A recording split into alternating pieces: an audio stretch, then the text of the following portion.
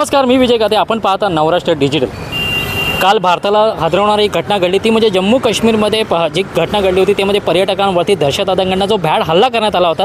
याच्यामध्ये 26पेक्षा जास्त जे पर्यटक आहेत हे जखमी होऊन त्यांचा मृत्युमुखी पडलेले आहेत. या संपूर्ण घटनेचा संपूर्ण भारताभर याचा निषेध होत आहे.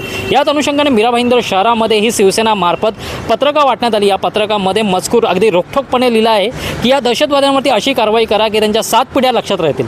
आपल्याबरोबर शिवसेनाचे 146 विधानसभा प्रमुख सचिन मांजरेकर आहेत.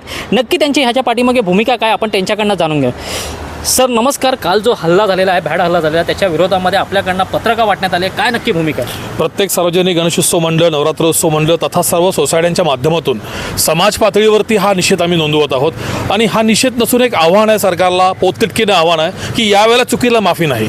अशा प्रकारे कारवाई करा की या दहशतवादी 7 पिढ्यांना एक जबरदस्त असा झटका बसला पाहिजे आणि पुन्हा कधी भारतावरती कोणताही भ्याड हल्ला करताना यांनी एक नव्हे तर 100 वेळा विचार केला पाहिजे. अशा प्रकारची सक्त आणि ताकीद आम्ही या ठिकाणी देऊ इच्छितो.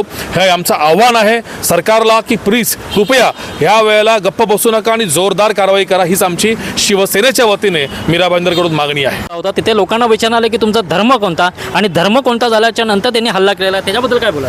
ही एक शोकांतिका आहे की आपल्या देशामध्ये जात, भाषा, ज्याच्या पलीकडे जाऊन धर्म या विषयावर राजकारण सुरू आहे. हे एक प्रकारची या शांतिमय देशाला एक आव्हान आहे. इतक्या सुंदररित्या हा देश सुरू असताना अचानक अशी एखादी घटना घडावी आणि संपूर्ण देश स्तब्ध व्हावा, ही शोकांतिका आहे. खरंच हा धर्म हा जो विषय आहे याच्यावरती आता विचार करायची वेळ आलेली आहे.